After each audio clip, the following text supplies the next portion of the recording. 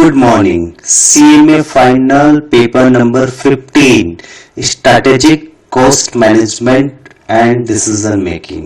ठीक है, कोस्टिंग का पेपर है ये, और जितना एमसीक्यू कराएंगे एकदम अच्छा से समझ लीजिएगा, आराम से आपका 40 मार्क्स का एमसीक्यू फंसेगा एग्जाम में। मैं एमसीक्यू दे रहा हूँ, उस कंसेप्ट को समझा रहा हूँ, उस कंसेप्ट को भी जरूर समझिएगा, उसके कारण आप बड़ा सम को भी अटेम्प्ट ले पाएंगे।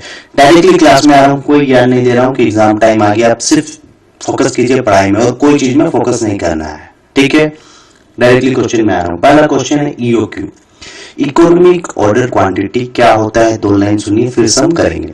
इकोनॉमिक ऑर्डर क्वांटिटी उस क्वांटिटी को बोलते हैं कि कितना क्वांटिटी हम ऑर्डर देंगे जिसके कारण मेरा ऑर्डरिंग कॉस्ट और कैरिंग कॉस्ट कम हो जाएगा। समझ में आया? कितना क्वांटिटी हम माल मंगाएं जिसके कारण मेरा माल मंगाने का खर्चा, जैसे ऑर्डरिंग कॉस्ट, जैसे ट्रैवलिंग कॉस्ट एटसेट्रा, या कैरिंग कॉस्ट या इंश्योरेंस का खर्चा कम से कम लगे। समझ में आया? मतलब यदि आप ईओक्यू क्यों निकालते हैं? क्योंकि यदि आप ईओक्यू जितना क्वांटिटी मंगाना चाहिए उससे यदि ज्यादा क्वांटिटी आप मंगा लेते हो, यदि ज्यादा क्वांटिटी मंगा लेंगे तो होल्डिंग कॉस्ट मेरा बढ़ जाएगा। एग्जांपल देखिए, सपोज मेरे पास एक वेयर हाउस है जिसका कैपेसिटी है 200 स्टॉक माल रखने का। ठीक है, 200, मैं सपोज फ्रिज मंगाता हूं तो 200 फ्रिज माल रखने का कैपेसिटी है। मैं ऑर्डर दे देता हूं 250 फ्रिज, तो 50 फ्रिज के लिए मेरे को एक अलग गोडाउन लेना पड़ेगा, तो उसके कारण मेरा कॉस्ट बढ़ जाएगा। तो इस इकोनॉमिक ऑर्डर क्वांटिटी, इस क्वांटिटी को बोलते हैं कि उतना ही माल मंगाएंगे जिसके कारण मेरा ऑर्डरिंग कॉस्ट और कैरिंग कॉस्ट कम हो जाए। ठीक है, वो चीज आपको कैसे पता चलेगा? एनुअल कंजम्पशन के बेसिस में पता चलता है। सिंपल सा फॉर्मूला है ईओक्यू निकालने का, under root of 2AO divided by I मतलब carrying cost, A for annual consumption, O मतलब ऑर्डरिंग कॉस्ट का रूट, इसका रूट कर देंगे तो ऑर्डरिंग कॉस्ट आ जाएगा। देखिए 2 एनुअल कंजम्पशन मतलब annual requirement, 2 into annual consumption मतलब 3600 यूनिट मेरा साल का रिक्वायरमेंट है। होल इंटू ऑर्डरिंग कॉस्ट कितना है? 40 है। कैरिंग कॉस्ट कितना है? कैरिंग कॉस्ट क्वेश्चन में बोल रहा है स्टॉक होल्डिंग कॉस्ट 20%, तो 20% किस पे लगाया जाता है? कॉस्ट पर यूनिट पे निकलता है, तो 20% होल इंटू 100 इक्वल टू 20, तो इक्वल टू 120। 120 बोलने का मतलब हम 120 यूनिट माल मंगाएंगे तो मेरा कैरिंग कॉस्ट और ऑर्डरिंग कॉस्ट कम से कम लगेगा। ईओक्यू निकालने का कंसेप्ट इतना ही कि इतना यूनिट माल मंगाएंगे तो माल मंगाने का खर्चा कम लगेगा। तो यहां देखिए लॉजिकली समझिए, एनुअल कंजम्पशन 3600 यूनिट है और मेरा ईओक्यू निकलता है 120 यूनिट, मतलब हम साल में कितना बार ऑर्डर दे रहे हैं? 120 यूनिट एक बार में मंगा रहे हो, 3600 मतलब कम से कम 30 बार हम माल मंगा रहे हैं। 3600 यूनिट के लिए कितना बार ऑर्डर करना पड़ेगा? 36 माने कम से कम 30 बार। 120 में 30 इंटू करेंगे तो 3600 आ जाएगा। तो एक ईओक्यू का फंडा समझ में आया? ईओक्यू इसलिए निकालते हैं कि उतना क्वांटिटी माल मंगाएंगे तो मेरा कैरिंग कॉस्ट और ऑर्डरिंग कॉस्ट कम से कम हो जाएगा, इसीलिए ईओक्यू निकालते हैं। क्वेश्चन नंबर 2 डायरेक्टली आ रहा है, देखिए एक company make a single product which it sells at ₹10 per unit. एक कंपनी एक प्रोडक्ट बनाता है जिसको सेलिंग प्राइस है 10 रुपया और जिसका फिक्स कॉस्ट दिया है 48,000 रुपया per month. Fix cost are ₹48,000 per month and the product has a contribution to sales ratio is 40%।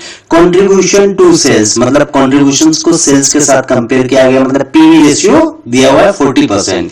In a period when actual sales हुए, टोटल सेल्स कितना है? 1,40,000 है। ठीक है, the company margin of safety in units was, company का margin of safety आपको निकालने बोला है।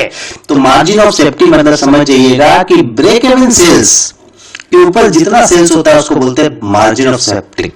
सिंपल भाषा में ब्रेक इवन सेल्स मतलब वह सेल्स जहां मेरा सारा खर्चा रिकवर हो गया, मतलब मेरा वेरिएबल कॉस्ट, फिक्स कॉस्ट, जितना उस यूनिट को बनाने में, मैन्युफैक्चर करने में लग रहा है उतना कॉस्ट रिकवर हो जाए, उसके ऊपर ब्रेक इवन सेल्स के ऊपर जितना हम कमाते हैं वो है मार्जिन ऑफ सेफ्टी। तो सिंपल सा फॉर्मूला है margin of safety equal to total sales minus break even sales. तो ब्रेक इवन सेल्स का फॉर्मूला क्या है? Fix cost divided by PV ratio. Fix cost 48,000 दिया हुआ, पीवी रेशियो 0.40 दिया हुआ है, तो 1,20,000 इज ब्रेक इवन सेल्स। और ब्रेक के टोटल सेल्स 1,40,000 है और ब्रेक इवन सेल्स 1,20,000 है, तो मार्जिन ऑफ सेफ्टी कितना हो गया? 20,000 रुपया। अब 20,000 रुपया को यूनिट में कन्वर्ट करोगे तो एक यूनिट बेचते हो 10 रुपया में, तो 20,000 divided by 10 equal to 2,000 unit. Answer होगा 2,000 यूनिट। क्वेश्चन नंबर 3, ध्यान से क्वेश्चन को पढ़िएगा, बहुत अच्छा क्वेश्चन है। देखिए क्वेश्चन नंबर 3, ध्यान से क्वेश्चन को समझिए। बोलता है ABC limited has current PBIT of rupees 90 lakh 19.20 lakh. ठीक है, आज के दिन कंपनी का प्रॉफिट दिया है 19.20 लाख। ठीक है, 19,20,000 on total asset of rupees 96 lakh. Company का टोटल एसेट 96 लाख है और कंपनी उस पर 19.20 मतलब 19,20,000 रुपया कमा रहा है 96 लाख इन्वेस्ट करके। समझ में आ रहा है? मतलब 96 लाख इन्वेस्ट करके कंपनी कमा रहा है 19,20,000, मतलब 19,20,000 को 96 से डिवाइड करोगे तो कंपनी का रिटर्न ऑफ इन्वेस्टमेंट या रिटर्न ऑफ एसेट कितना है? 20% है। ठीक है, the company has decided to increase asset by rupees 24 lakhs, which is expected to increase the operating profit before depreciation by 8.40 lakhs. There will be a net increase in depreciation by 4.80 lakh. That this will result in ROI. आपको return of investment company का निकालना है। आज के दिन company 19.20 lakh कमा रहा है 96 लाख लगा के, मतलब 19.20 को 96 से डिवाइड करोगे तो 20% आएगा क्वेश्चन। तो आज के दिन कंपनी एसेट पे कितना रुपया कमा रहा है? 20%। अब कंपनी एक डिसीजन लेता है, कंपनी बोलता है हम एसेट को 24 लाख रुपए से बढ़ा देंगे, मतलब 96 लाख है प्लस 24 लाख मतलब 120 लाख का वो एसेट कर देगा। उसके कारण क्या होगा? एसेट बढ़ेगा तो डिप्रिसिएशन बढ़ेगा और प्रॉफिट, दो चीज बढ़ेगा। तो उसके कारण क्या हो रहा है? प्रॉफिट बढ़ रहा है 8.40 लाख से और डिप्रिसिएशन बढ़ रहा है 4.80 लाख से। तो अल्टीमेटली आप एग्जिस्टिंग देखेंगे, एग्जिस्टिंग प्रॉफिट कितना हो रहा है कंपनी का? देखिए कंपनी का देखिए 19.20 लाख रुपए का प्रॉफिट है। ठीक है, उसमें आप जोड़ दोगे 8.40 लाख जो आप कंपनी कमा रहा है 8.40 और कंपनी डिप्रिसिएशन 4.8 का दे रहा है, मतलब मान के चलो 22.80 लाख आएगा आज के दिन कंपनी का टोटल रिटर्न। और कंपनी का एसेट क्या होगा? 96 लाख प्लस 24 लाख 120 लाख का एसेट हो गया। यहां देखिए रिवाइज आरओआई जो रिटर्न ऑफ इन्वेस्टमेंट या रिटर्न ऑफ एसेट निकाल रहे हैं तो 19.20 प्लस कंपनी ने कमाया 8.40 माइनस कंपनी ने डिप्रिसिएशन दिया, उसका 120 टोटल एसेट से डिवाइड कर दोगे तो 19% कंपनी का रिटर्न हो गया। मैंने पहले 20% कंपनी कमा रहा था, आज के दिन 19% कमा रहा है तो 1% डिक्रीज हो गया, to decrease by 1%। Question number 14 देखिए, क्वेश्चन एक समझिएगा। Black flush accounting, black flush accounting में क्या होता है कि हम लोग we do accounting after finishing all work, सारा काम खत्म होने के बाद माने फिनिश गुड्स बन जाएगा, टोटल फिनिश गुड्स बन जाएगा, उसके बाद उसका अकाउंटिंग होगा। टोटल स्टार्टिंग से लास्ट तक जो प्रोडक्ट का अकाउंटिंग है फिनिश गुड्स बनने के बाद होता है।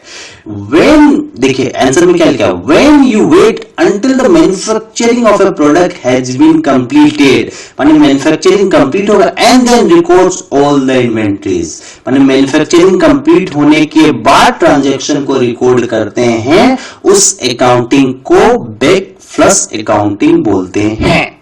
क्वेश्चन नंबर 5 बोलते हैं गिवन फॉर ए प्रोजेक्ट, एक प्रोजेक्ट का डाटा दिया है, बोलता है आपको कैश इनफ्लो 80,000 रुपया करके आएगा और यूजफुल लाइफ है 4 साल तक आएगा, मतलब 80,000 करके 4 साल आया, मतलब 80,000 इंटू 4 कर देंगे तो 3,20,000 होना चाहिए। लेकिन अनडिस्काउंटेड पेबैक पीरियड मतलब डिस्काउंटिंग रेट दिया है 2.855 year. What is the project का कॉस्ट क्या होना चाहिए? सीधा सा बात है, आपको 3,20,000 रुपया मिलेगा, यदि उसका कॉस्ट कम होगा तभी तो आप लगाएंगे, तो उसको सीधा सा बात है जब भी इनफ्लो का दे और डिस्काउंटिंग रेट दे सीधा आप इंटू कर दीजिएगा। ठीक है, बहुत सिंपल सा क्वेश्चन है। ठीक है, ध्यान से देखिए, तो सिंपल सा है, आप 80,000 में इंटू कर दीजिएगा, जो डिस्काउंटिंग रेट है कॉस्ट ऑफ द प्रोजेक्ट निकल जाएगा। 80,000 into 2.855 equal to cost of the product, discounting factor का आपने बेनिफिट ले लिया। क्वेश्चन नंबर 6 बहुत सिंपल सा क्वेश्चन है। The following task are associate with ABC analysis. ABC का 4 टास्क दिया है, आपको उसका प्रॉपर ऑर्डर में अरेंज करना है। तो सबसे पहला फंडा है एबीसी में कॉस्ट ड्राइवर का। सबसे पहले अपने कॉस्ट ड्राइवर निकालते हैं, याद रखिए। उसके बाद कॉस्ट पुल, तो पहले कॉस्ट ड्राइवर होगा, फिर कॉस्ट पुल होगा, फिर रेट निकालेंगे, उसके बाद कॉस्ट ऑफ द प्रोडक्ट निकाला जाता है। कॉस्ट ड्राइवर, कॉस्ट पुल, फिर rate and cost of the product. Question number 8 ध्यान से देखिए, क्वेश्चन नंबर 7 में आ जाइए। देखिए क्वेश्चन नंबर 7, ठीक है।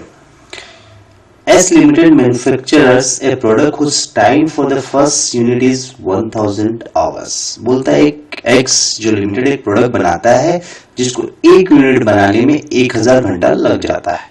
It's experience a learning curve of 80%. What will be the total time taken in hours for 5 to 8 unit? अब देखिए सीधा सा चीज लर्निंग कर्व का थोड़ा सा कंसेप्ट समझिए. लर्निंग कर्व मतलब होता है एक लेबर एक काम को बार बार जब करता है तो एक काम को आप बार बार कर रहे हो तो रिपीटेशन वर्क करने से उसमें एक्सपर्ट बन जाते हो. ठीक है, तो कोई चीज में एक काम को रेगुलर कर रहे हो बार बार रिपीट कर रहे हो तो उसमें एक्सपर्ट हो गए. तो एक्सपर्ट होने से आपको टाइम कम लगेगा, 80% ही लगेगा. ठीक है, तो बोलता है फर्स्ट जब यूनिट बनाता है तो उसको 1000 घंटा लगता है. मैंने पहला यूनिट बना 1000 घंटा. ठीक है, 1000 लिखा. देखिए जब दूसरा यूनिट बनाता है जब तब क्या होता है लर्निंग पर 80% का मतलब एक्सपर्ट होते जा रहा है. तो 80% के बेसिस में 80% मतलब उसका 80% ही टाइम लगेगा. लर्निंग का 80% मतलब जो पहले टाइम लगता था उसका 80% ही लगेगा.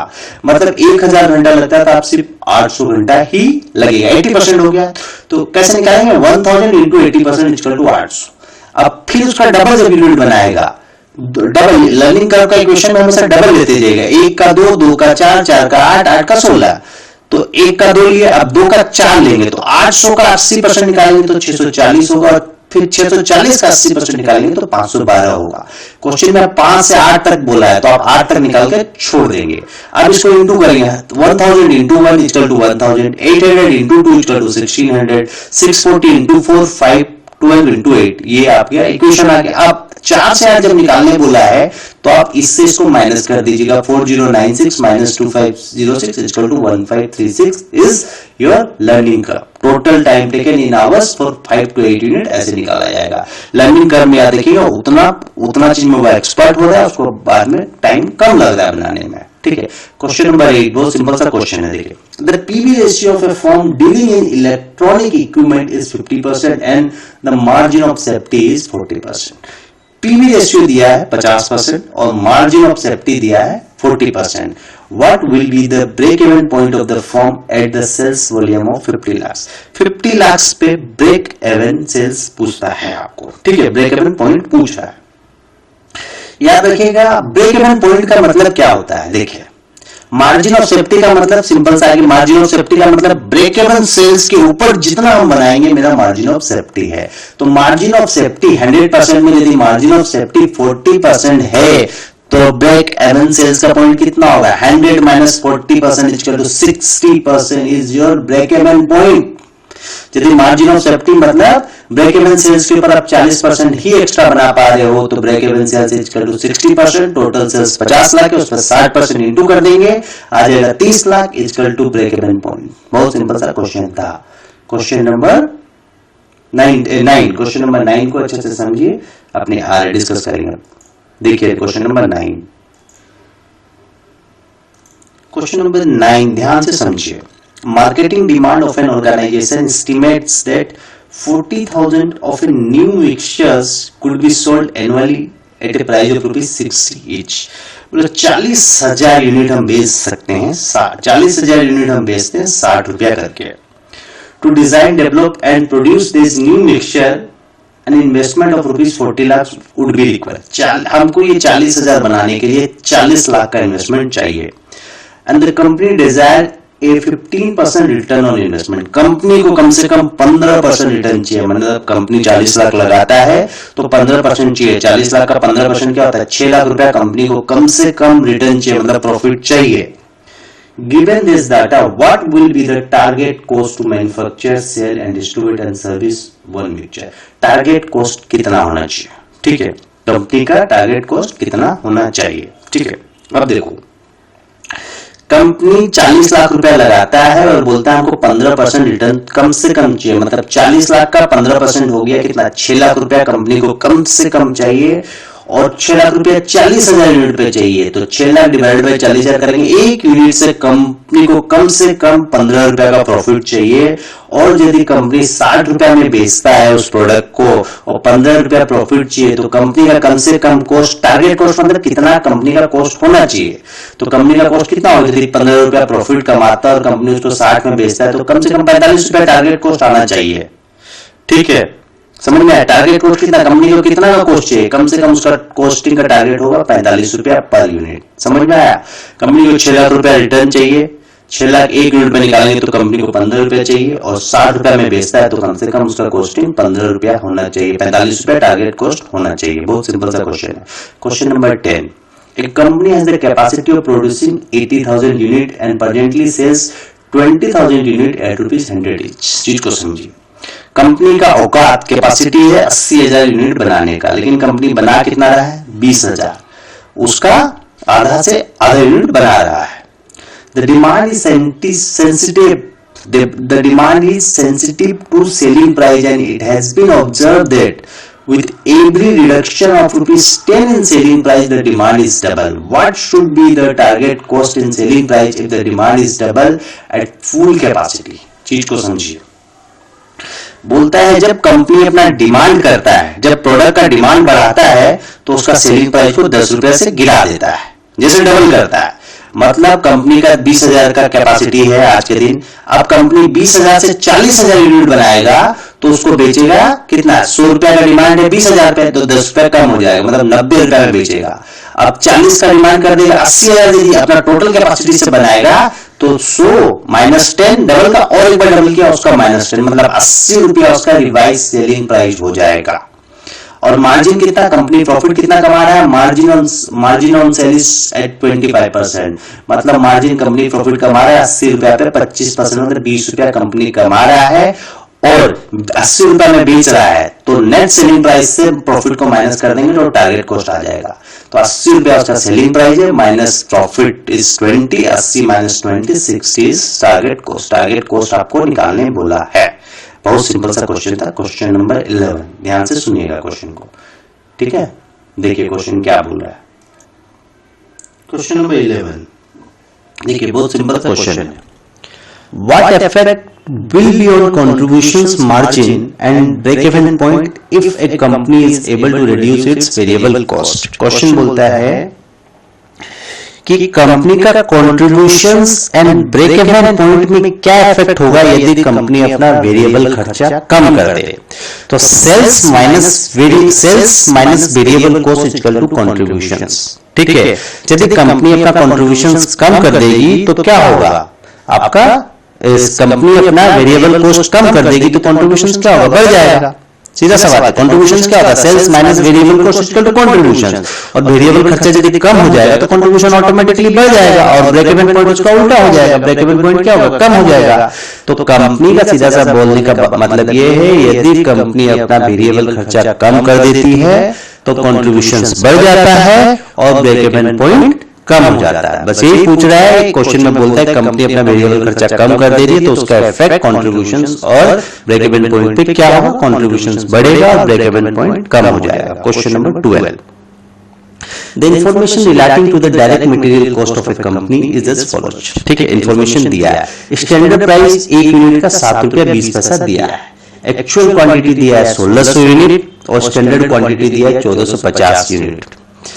एंड उसके बाद बोलता है material price variance on purchase, जो फेवरेबल मटेरियल प्राइस वेरिएंस आपको 480 दिया, अभी फेवरेबल एक्चुअल प्राइस कितना होना चाहिए प्रोडक्ट का, तो material price variance equal to formula है, देखिए material price variance equal to आपका एक्चुअल क्वांटिटी ब्रैकेट में लेंगे standard price minus actual price equal to 480। इसका आप कैलकुलेशन करेंगे तो actual price equal to 6.90 per unit निकल जाएगा। अब देखिए नेक्स्ट क्वेश्चन में, क्वेश्चन नंबर 13, ध्यान से क्वेश्चन को देखिए क्या बोलना चाह रहा है, पढ़िए क्वेश्चन को एक बार, ठीक है? देखिए क्वेश्चन नंबर 13, क्वेश्चन को एक बार पढ़िए। बोलते हैं company uses traditional standard costing system, company अपना पुराना ट्रेडिशनल कॉस्टिंग सिस्टम को यूज कर रहा है, ठीक है? The inspection and setup cost are actually ₹1760 against the budgeted of ₹2000। Actual खर्चा है इंस्पेक्शन एंड सेटअप का 1760 रुपया, लेकिन बजटेड है 2000 रुपया। ABC system is being implemented, ABC system company implement करता है and accordingly the number of batches is identified is the cost driver for inspection and setup। उस बेसिस में cost driver निकाला जाता है। बजटेड प्रोडक्शन है 10,000 यूनिट का, जिसमें बजट का जो बेचेस है 1000 यूनिट करके है ईच बेच, वेयर एक्चुअल 9000 यूनिट प्रोड्यूस होता है 11 बेचेस में।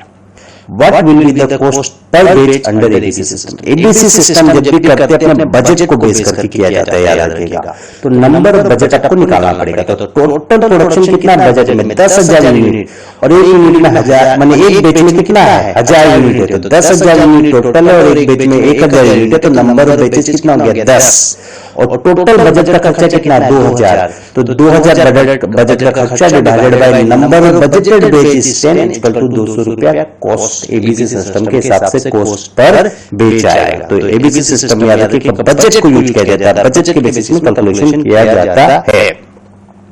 क्वेश्चन नंबर 4 बहुत सिंपल सा क्वेश्चन है। एक project had an equity beta, एक प्रोजेक्ट का इक्विटी बीटा दिया 1.4 and is to be financed by a combination of 25% डेब्ट से फाइनेंस होगा एंड 75% इक्विटी से फाइनेंस होगा। Assume debt beta as 0, debt beta को एज्यूम किया जाता है 0 है, आरएफ दिया है मतलब रिस्क फ्री दिया है 12% एंड रिस्क प्रीमियम दिया है 18%। What will be the required rate of return of the project, के पूछा है, रिक्वायर्ड रेट ऑफ रिटर्न पूछा है, ठीक है।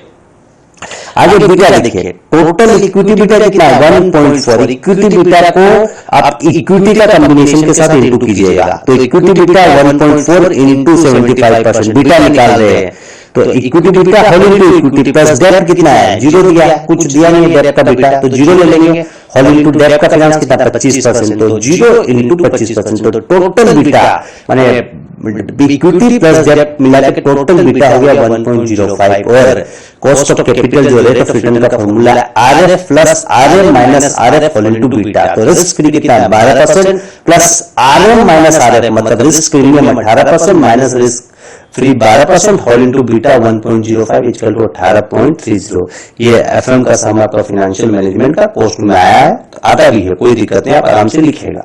Question number 15, what does RBI do if the RBI intend to reduce the supply of money as a part of anti-inflation policy?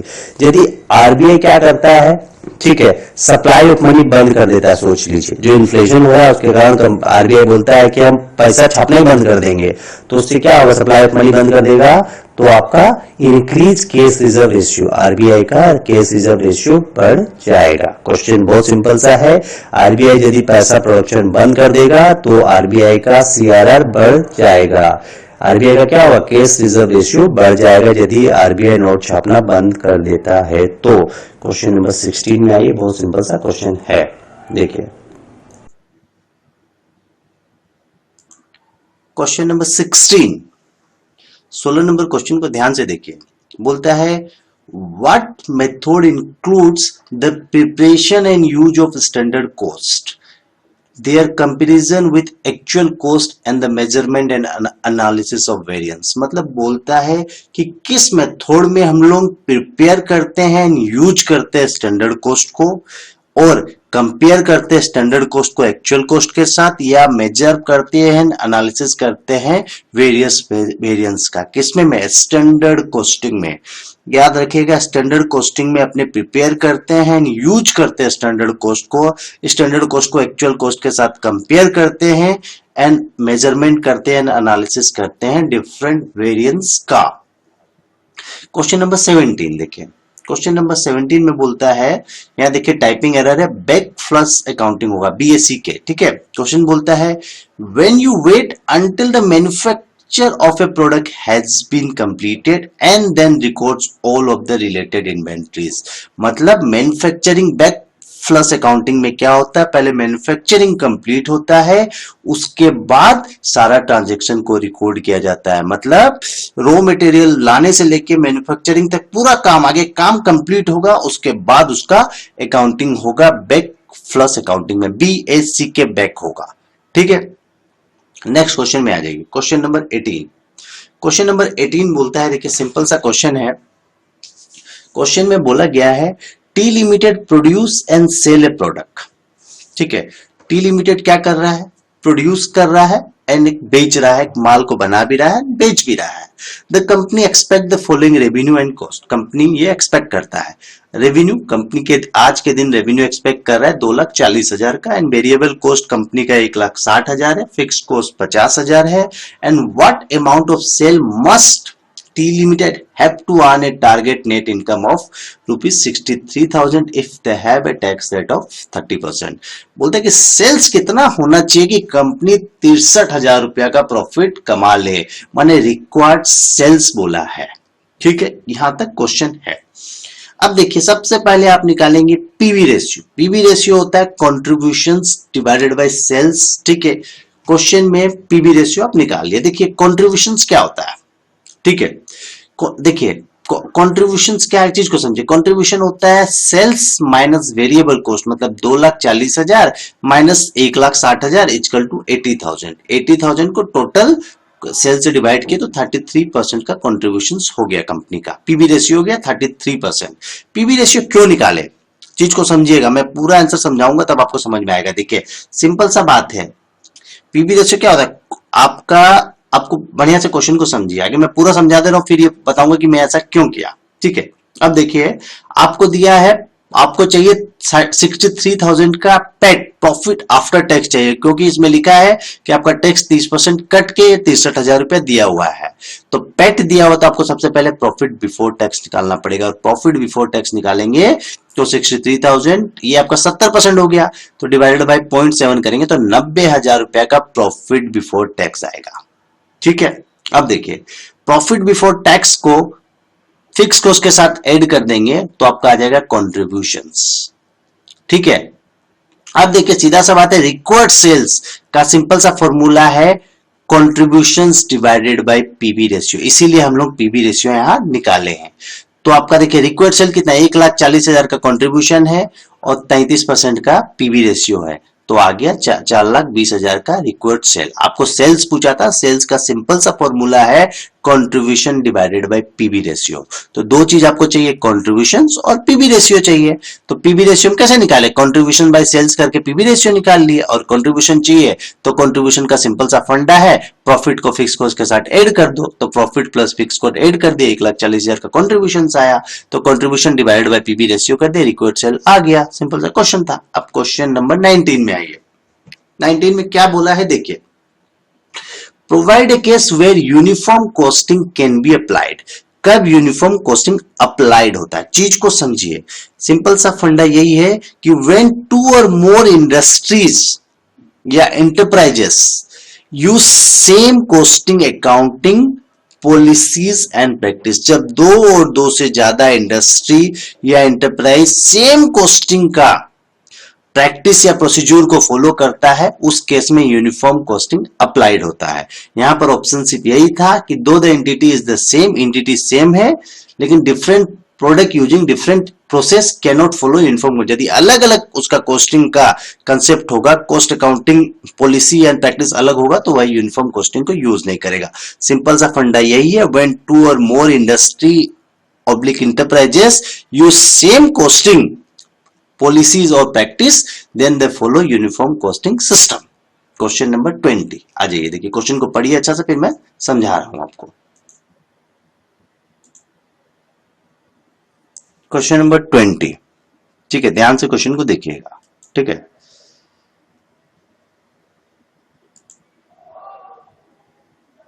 ठीक है, ध्यान से देखिए क्वेश्चन को। AB limited uses standard cost system. AB limited क्या use कर रहा है, स्टैंडर्ड कॉस्टिंग सिस्टम यूज कर रहा है। The following information pertain to direct labour for product X for the month of March. ठीक है, इंफॉर्मेशन दिया हुआ है। स्टैंडर्ड रेट दिया है 8 रुपया 1 घंटा का। ठीक है, एक्चुअल रेट दिया है 8 रुपया 40 पैसा। Standard hours allow for actual production, actual production के लिए स्टैंडर्ड आवर्स कितना दिया, 2000 घंटा। लेबर एफिशिएंसी वेरिएंस दिया 1600 रुपया, और भी एडवर्स नेगेटिव में दिया what were the actual hour work, actual hour work निकालना है। तो सीधा सा बात है, लेबर एफिशिएंसी वेरिएंस का फॉर्मूला है standard rate bracket standard hours allowed, standard hour allow minus actual hour work equal to minus 1600। इसको आप कैलकुलेट सॉल्व करेंगे तो एक्चुअल आवर वर्क निकल जाएगा। बहुत सिंपल सा क्वेश्चन है। क्वेश्चन नंबर 21 बोलता है what are the task associate with ABC system. ABC system के साथ कौन कौन सा टास्क एसोसिएट है। आपको भी पता है एबीसी सिस्टम में क्या होता है, because cost is allocated based on the cost pool rates, so whole process start with identification of cost drivers followed by identification of cost pool and determination of rates and then allocation। तो सबसे पहले क्या होता है, cost driver होता है, फिर cost pool होता है, फिर उसके बेसिस में रेट निकाला जाता है। एबीसी में क्या होता है, आइडेंटिफाई करेंगे cost driver को, उसके बाद cost pool को आइडेंटिफाई करेंगे, फिर रेट निकलेगा। सिंपल सा क्वेश्चन है।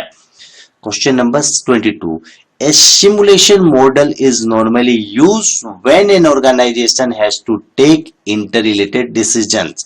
जब एक organization interrelated decision लेता है तब simulations model को यूज करता है। Question number 23, the world class approach to cost management would require understanding align, ALIGN होगा, ठीक है, align the total cost management on the line of the above two strategy। याद देखिए अलाइन करता है टोटल कॉस्ट मैनेजमेंट को किस basis में, दो स्ट्रेटेजी के बेसिस में, ठीक है।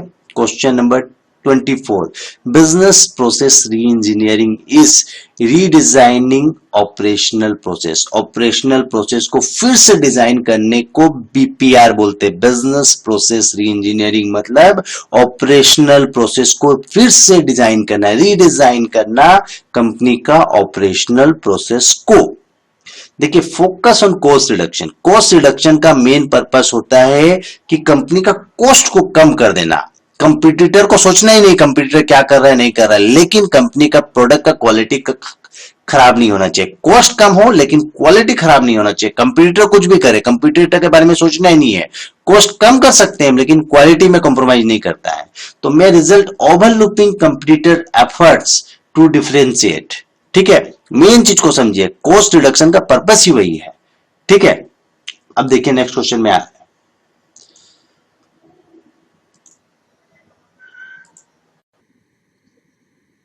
याद रखिएगा कॉस्ट रिडक्शन में अपने कंपटीटर का एफर्ट्स को ओवरलुक कर सकते हैं। मेन पर्पस होता है कंपनी का कॉस्ट कम हो लेकिन क्वालिटी कम नहीं होना चाहिए।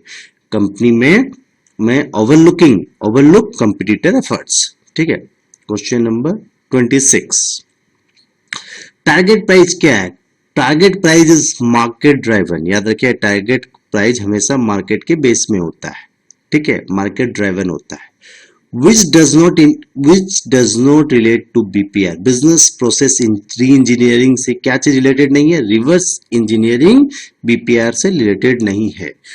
which does not related to BPR, reverse engineering, याद देखिए रिवर्स इंजीनियरिंग रिलेटेड नहीं है BPR से, ठीक है। Question number 28, which model is not example of mathematical program models। याद रखिए मैथमेटिकल प्रोग्राम मॉडल का कौन सा एग्जांपल नहीं है, गेम थ्योरी मॉडल एग्जांपल नहीं है। याद रखिए game theory model is not an mathematical program model, ठीक है।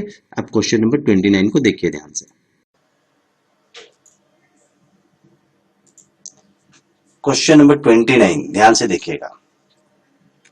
बोलता है after analysing computer processing time. बोलता है चीज को समझिए, कंप्यूटर प्रोसेसिंग टाइम को एनालिसिस करके ये पता चला कि 80% प्रोसेसिंग टाइम जो है सॉफ्टवेयर ऑपरेटिंग कोड में लग जाता है। उससे क्या होता है 80% प्रोसेसिंग टाइम 20% जो सॉफ्टवेयर ऑपरेटिंग कोड होता है उसमें लग जाता है। समझे। जितना प्रोसेसिंग टाइम है उसका 80% जो है सिर्फ जब यूज करते हैं तो सिर्फ 20% सॉफ्टवेयर ऑपरेट होता है। 80% प्रोसेसिंग टाइम में यूज करने से सिर्फ 20% सॉफ्टवेयर ऑपरेटिंग कोड बनता है, सोच लीजिए। अब ये इसके कारण क्या होता है, प्रोग्राम रीराइट, फिर से प्रोग्राम राइट होता है। ये किसका हेल्प से होता है, ये चीज पेरेटो एनालिसिस के हेल्प से होता है। Next question, the operation of ABC मतलब activity based cost management system involve the use the term except. ABC में क्या चीज नहीं यूज किया जाता है, blanket overhead recovery rate ABC में नहीं यूज करते हैं। एबीसी में क्या चीज यूज नहीं होता है, ब्लैंकेट ओवरहेड रिकवरी रेट का कंसेप्ट यूज नहीं करते हैं, ठीक है। Following are included in the concept of TQM philosophy except, क्या चीज TQM philosophy में नहीं यूज करते हैं, स्टैटिक इंप्रूवमेंट TQM में यूज नहीं करते हैं। अब देखिए क्वेश्चन नंबर 32, एनुअल यूजेस दिया है, कॉस्ट पर यूनिट दिया है और ऑर्डरिंग कॉस्ट 40 दिया है। ये सेम क्वेश्चन करा चुका हूं, इसमें सीधा है आपको यूआईक्यू निकालना है। EOQ equal to 2AO divided by I का root 2 into 3600 whole into OH कितना है 40 डिवाइडेड बाई आई मतलब 100 का 20% इक्वल टू 20 का रूट निकालेंगे 120 यूनिट। सेम क्वेश्चन करा चुका हूं आपको। क्वेश्चन नंबर 33 ये भी आपको कराया गया है। इसमें आपसे पूछता है company make a single product जिसका सेलिंग प्राइस 10 रुपया है, फिक्स कॉस्ट 48,000 रुपया दिया है and contribution to sales ratio दिया है 40%, ठीक है। In a period when actual sales आपका 1,40,000 रुपया दिया है एंड मार्जिन ऑफ सेफ्टी पूछा है। तो टोटल सेल से ब्रेक इवन सेल्स आप डिवाइड माने टोटल सेल से ब्रेक इवन सेल्स को आप माइनस कर दोगे तो आपका मार्जिन ऑफ सेफ्टी आ जाएगा। तो ब्रेक इवन सेल्स यहाँ 1,20,000 आएगा, तो टोटल सेल्स 1,40,000 1,20,000 20,000 आएगा, उसको यूनिट में डिवाइड कर देंगे 20,000 into 10 divided by 10 equal to 10। ये सेम क्वेश्चन आगे करा चुका हूं, ध्यान से देखिएगा। और ये क्वेश्चन भी कराया गया है, the following task are associate with ABC analysis. ABC analysis में ये चीज दिया गया है। तो सबसे पहले एबीसी में कॉस्ट ड्राइवर होता है, उसके बाद कॉस्ट पुल होता है, फिर रेट निकालते हैं, ठीक है। उसके बाद एलोकेशन ऑफ कॉस्ट होता है। सिंपल सा क्वेश्चन था। क्वेश्चन नंबर 35, क्वेश्चन को ध्यान से पढ़िए, ठीक है।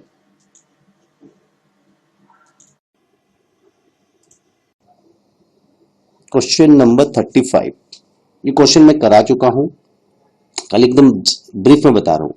कंपनी का कैपेसिटी है 80,000 यूनिट बनाने का। आज के दिन कंपनी 20,000 यूनिट बना रहा है जिसको बेच रहा है 100 रुपया करके। बोलता है कि कंपनी जैसे 20,000 से ज्यादा यूनिट बनाएगा माने डबल यूनिट बनाएगा तो 10 रुपया कम हो जाएगा, और 80,000 तक बनाएगा मतलब डबल का डबल बनाएगा तो 10-10 रुपया करके 2 बार कम हो जाएगा। मतलब 80 रुपया अभी है कंपनी का, जैसे टारगेट सेल प्राइस 100 रुपया है और जब 80,000 बनाएगा तो 2 बार कम हो जाएगा। 100 रुपया में 10 रुपया एक बार कम होगा, फिर 10 रुपया एक बार कम होगा, तो अल्टीमेटली 80 रुपया हो जाएगा, ठीक है। क्वेश्चन में पूछता है कि कंपनी का टारगेट कॉस्ट क्या है, तो सीधा सा बात है target selling price minus profit को माइनस कर देंगे तो टारगेट कॉस्ट आ जाएगा। तो टारगेट सेलिंग प्राइस कंपनी का 80 रुपया है, उससे प्रॉफिट 25% माइनस कर देंगे तो टारगेट कॉस्ट 60 रुपया आ गया, और 80,000 यूनिट पर 60 कर देंगे। सेम आगे बताया हूं, देख लीजिएगा। क्वेश्चन नंबर 36 भी रिपीटेड है। इसमें बोलता है मटेरियल प्राइस वेरिएंस आपका 4080 दिया है, material price variance equal to 480 favourable है, उसका फॉर्मूला है standard price whole into actual quantity purchase minus actual cost. इसको सॉल्व करेंगे तो एक्चुअल कॉस्ट आपका निकल जाएगा। अब क्वेश्चन नंबर 37 ध्यान से सुनिएगा। Back flush costing is most likely to be use when, कब ब्लैक, याद देखिए ब्लैक फर्स्ट जो बैक फ्लश कॉस्टिंग सबसे ज्यादा जीआईएस सिस्टम में यूज होता है। Just in time inventory philosophy has been adopted. जब जीआईएस सिस्टम फिलोसॉफी अडॉप्ट करते हैं तब बैक फ्लश कॉस्टिंग सिस्टम को यूज किया जाता है, याद रखिएगा।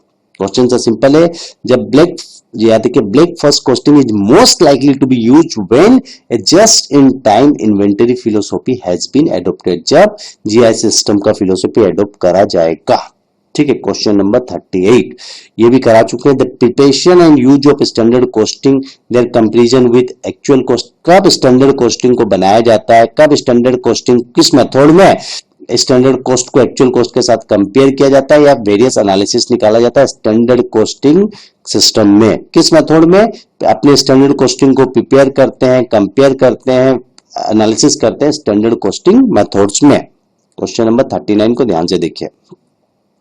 ए company produce a product which is sold at a price of 80। Company एक प्रोडक्ट बनाता है जिसका सेलिंग प्राइस 80 रुपया है और वेरिएबल कॉस्ट कितना है 32 है। जब भी सेलिंग प्राइस और वेरिएबल कॉस्ट दिखे आपका एकदम ध्यान कंट्रीब्यूशन पे जाना चाहिए। Selling price minus variable cost equal to contribution होता है।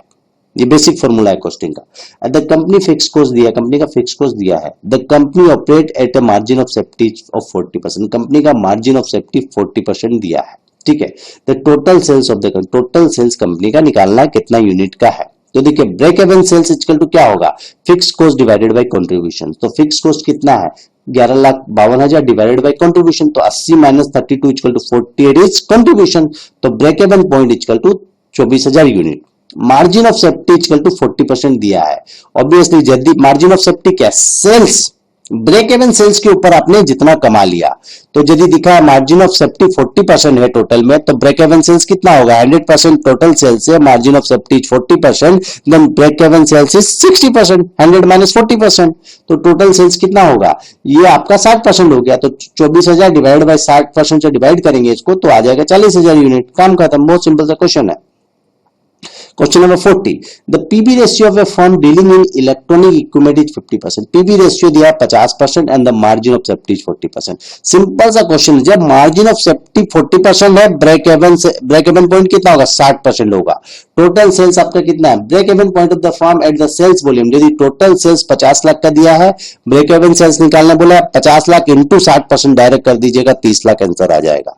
सीधा सा बात है, ठीक है। इसका 60% होगा, एकदम सिंपल सा क्वेश्चन है। क्वेश्चन नंबर 41 आइए, ध्यान से सुनिएगा क्वेश्चन को, ठीक है। देखिए ध्यान से सुनिए क्वेश्चन नंबर 41।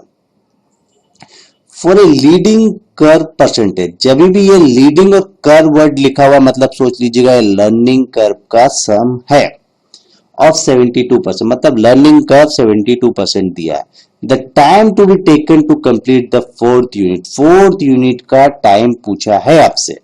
आगे देखिए, if the initial unit require 80 hours, initial unit 80 घंटा दिया है, मतलब पहला यूनिट बनाने में 80 घंटा लगता है। फिर 72% लर्निंग कर, मतलब सेकेंड यूनिट जब बनाएंगे आप तो सीधा सा बात है 80 इंटू 72% हो जाएगा सेकेंड यूनिट का। मतलब आप 80 को 72% निकालेंगे तो आपका निकलेगा 57.6। फिर उसका डबल फोर्थ यूनिट बोला है, मतलब पहला का सेकेंड 72%, फिर उस पे 72% इंटू 72% कर देंगे तो फोर्थ यूनिट का लर्निंग कर्व निकल जाएगा। सीधा सा बात है 80 फर्स्ट सेकेंड फिर फोर्थ का पूछा है तो फोर्थ का निकाला तो 80 इंटू 72% इंटू 72%। सिंपल सा क्वेश्चन है। क्वेश्चन नंबर 42 ये करा चुका हूं, बहुत सिंपल सा क्वेश्चन है, मैं आगे जा रहा हूं। क्वेश्चन नंबर 43 ये भी करा चुका हूं कि जब व्हेन यू वेट अंटिल, जब manufacturing of the product complete हो जाता है उसके बाद अकाउंटिंग ट्रांजैक्शन रिकॉर्ड होता है, उसको बोलते हैं back flush accounting. Question number 44 भी कराया जा चुका है, याद रखिए, फिर भी बता देता हूं। एबीसी सिस्टम में अपने क्या बजट को एक्चुअल के साथ कंपेयर करते हैं, ठीक है। तो यहां पर क्या हो रहा है, देखिए बजट का प्रोडक्शन 10,000 यूनिट है और बेचे से 1,000, तो अल्टीमेटली बजटेड बेचेस क्या हो गया 10, और नंबर ऑफ एक्चुअल में कितना 9,000 है और 1,000 बजट का है, तो नंबर ऑफ बेचेस कितना हो गया 9। स्टैंडर्ड कॉस्टिंग बजट का खर्चा दिया है 2,000 होल डिवाइडेड बाय 10 इंटू 9, मतलब एक्चुअल में निकाल दिया, बजट को एक्चुअल के साथ कंपेयर करना और कुछ नहीं। स्टैंडर्ड कॉस्टिंग ये सब करा चुका हूं मैं पहले। अब आ जाइए क्वेश्चन नंबर 45 में। क्वेश्चन बोलता है कंपनी रिक्वायर, देखिए क्वेश्चन नंबर, अच्छा ये क्वेश्चन नंबर 45 आइए। A company require 85 lakh in sales to meet its target net profit. Company का सेल्स दिया 85 लाख, बस इतना समझ लिया। रिक्वायर इन सेल्स मतलब कंपनी का सेल्स दिया। It contribution margin is 30%। Contribution margin मतलब कंट्रीब्यूशन कितना 30% है, 85 लाख का 30% है कंपनी का कंट्रीब्यूशन, तो 85 लाख होल इंटू 30% करेंगे तो 25,50,000 रुपया कंपनी का कंट्रीब्यूशन है। एंड फिक्स कॉस्ट दिया 15,000। What is the target net profit, company का प्रॉफिट कितना, सीधा सा बात है सेल्स माइनस वेरिएबल खर्चा करते हैं तो कंट्रीब्यूशन आता है। तो कंट्रीब्यूशन आपको डायरेक्टली दे दिया तो कंट्रीब्यूशन माइनस फिक्स कॉस्ट कर देंगे तो आपका प्रॉफिट निकल जाएगा। तो कंट्रीब्यूशन क्या होगा 85 lakh whole into 30% equal to contribution minus fix cost, मतलब 15 लाख रुपया माइनस कर देंगे। 22,50,000 में से 15 लाख माइनस किए, 10,50,000 रुपया इज योर कंट्रीब्यूशन। बहुत सिंपल सा क्वेश्चन है। क्वेश्चन नंबर 46 में आ जाइए, देखिए बहुत सिंपल सा क्वेश्चन है। Question number 46। क्वेश्चन में बोलता है in a factory where standard costing system is followed. ठीक है, एक फैक्ट्री में स्टैंडर्ड कॉस्टिंग सिस्टम को फॉलो किया जाता है। ठीक है, देखिए द प्रोडक्शन डिपार्टमेंट कंज्यूम मैंने एक्चुअल कॉस्ट दिया है 11,000 केजी ऑफ मटेरियल का 8 रुपया करके लगता है। ठीक है, उसके बाद बोलता है मटेरियल प्राइस वेरिएंस दिया है 2200 रुपया है, फेवरेबल है। मटेरियल यूसेज वेरिएंस दिया है 1000 adverse. What is the standard material cost of actual production. जब भी याद रखिए standard material cost actual production का पूछा है, उसका सीधा सा फॉर्मूला है actual cost plus material usage variance plus material price variance.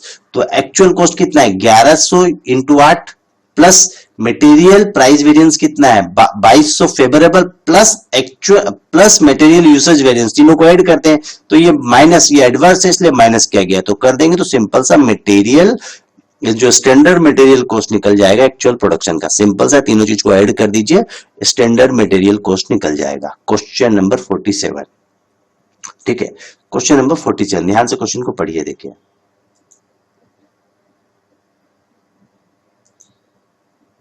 Question number 47, by making and selling 9,000 unit of a product A company makes a profit of 10,000।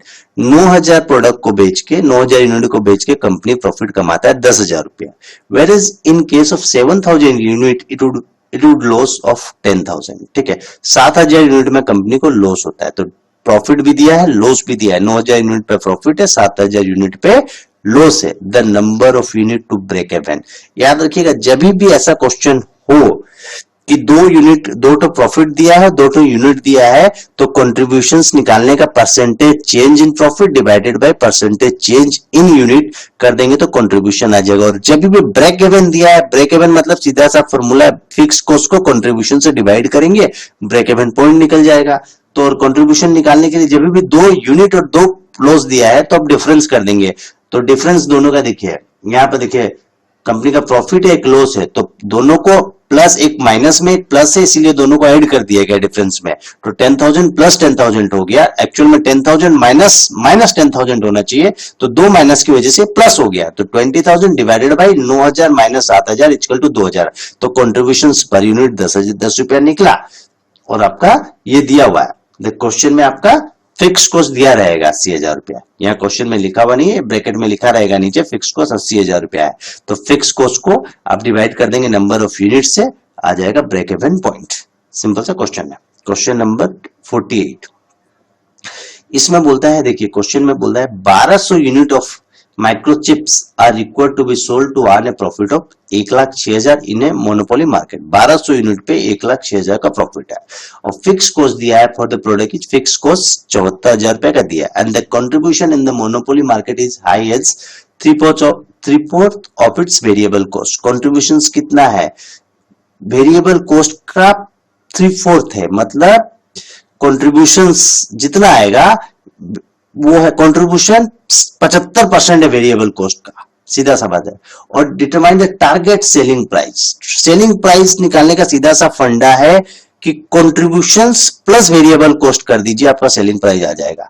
क्योंकि उल्टा करते हैं, sales minus variable cost equal to contributions minus fix cost करते हैं तो profit आता है। चीज को समझिए, हम लोग उल्टा कैलकुलेशन में चलेंगे तो कंट्रीब्यूशंस के साथ आप वेरिएबल कॉस्ट को जोड़ देंगे, आप सीधा से देखिए sales minus variable cost equal to contributions, तो कंट्रीब्यूशन प्लस वेरिएबल कॉस्ट कर देंगे तो सेलिंग प्राइस आ जाएगा उल्टा कैलकुलेशन में। सिंपल सा है। तो देखिए कंट्रीब्यूशंस कितना है आपका, देखिए 1,06,000 रुपया क्या था आपका प्रॉफिट था, plus profit plus fix cost जोड़ देंगे तो कंट्रीब्यूशन आ जाएगा। सिंपल सा है।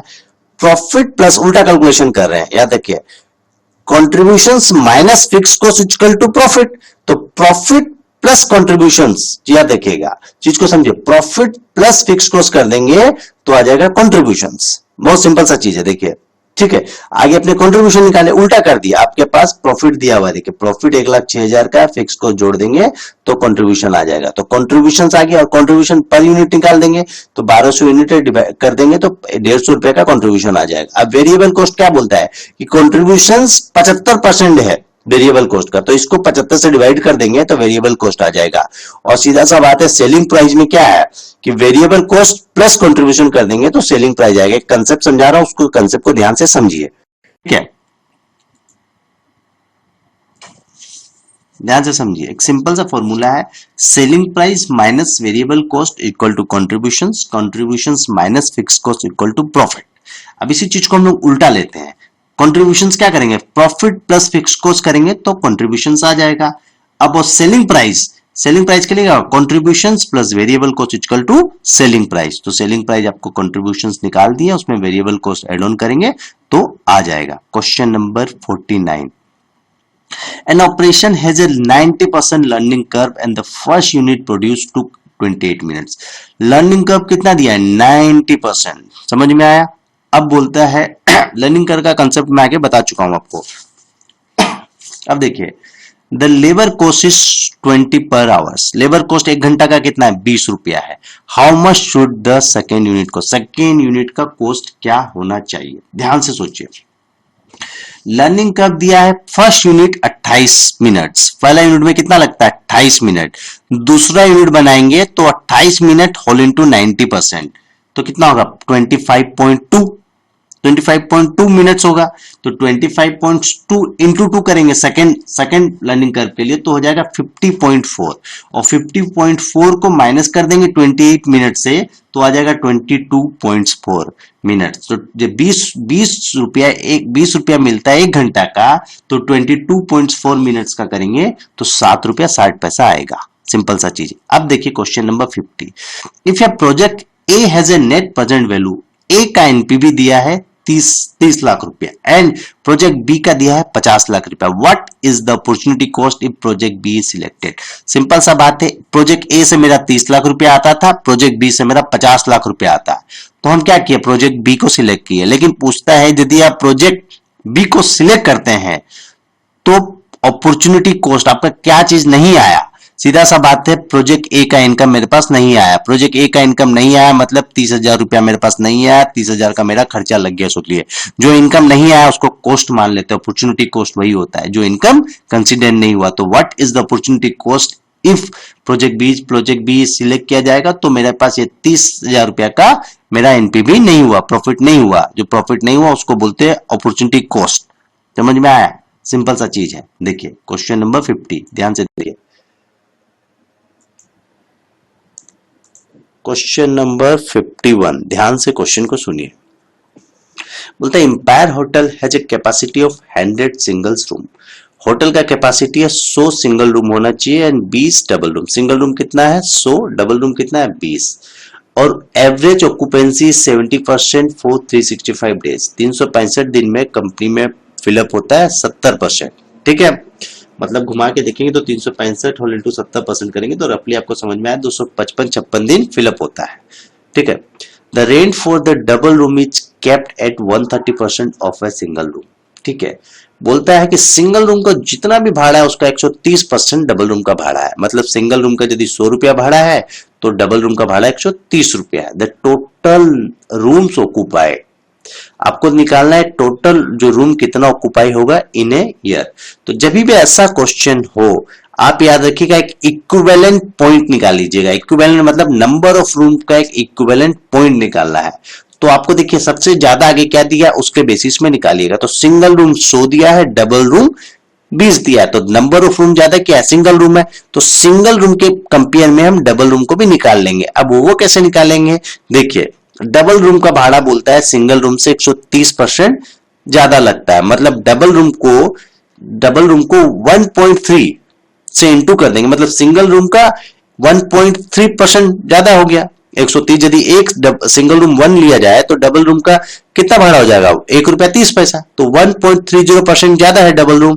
तो सीधा सा बात है 20 इंटू 1.30 कर देंगे तो डबल रूम सिंगल रूम के इक्विवेलेंट हो जाएगा। मतलब सिंगल रूम 100 है plus number of double room as compare to single room 20 into 1.3 मतलब 26।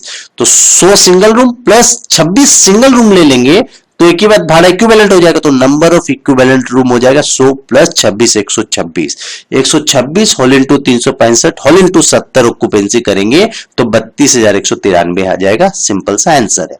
विच of the following is correct of network analysis? Network analysis में क्या करेक्ट है? देखिए, देयर कैन बी वन और मोर activity without प्रीसीडर in a network, मतलब एक और एक से ज्यादा एक्टिविटी हो सकता है प्रीसीडिंग एक्टिविटी के बिना भी।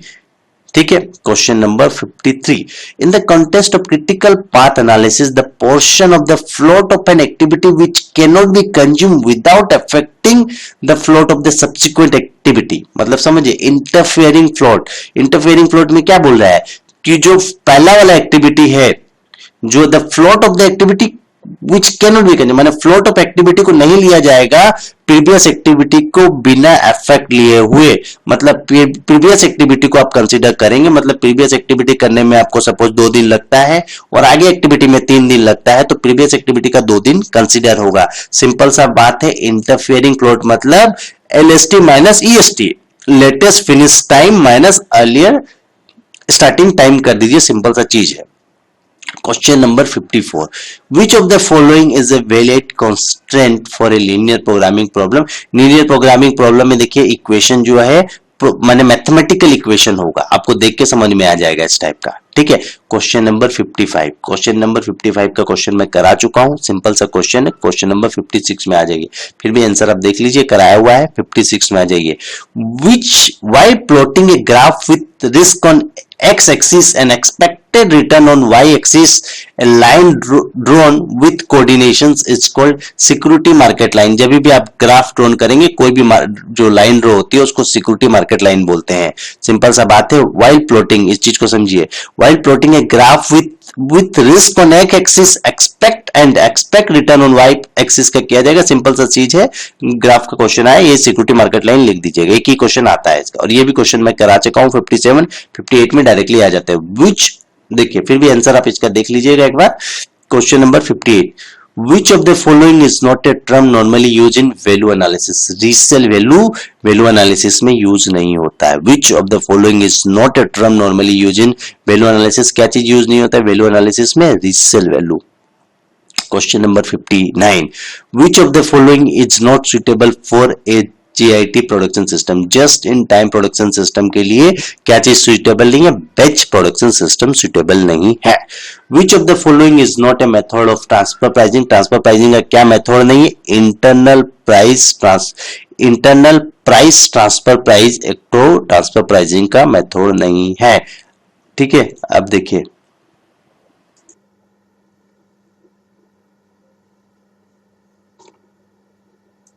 देखिए, क्वेश्चन छूट गया है। क्वेश्चन नंबर 57, एक प्रैक्टिकल बता दे रहा हूं। एक company operate a standard absorption costing system.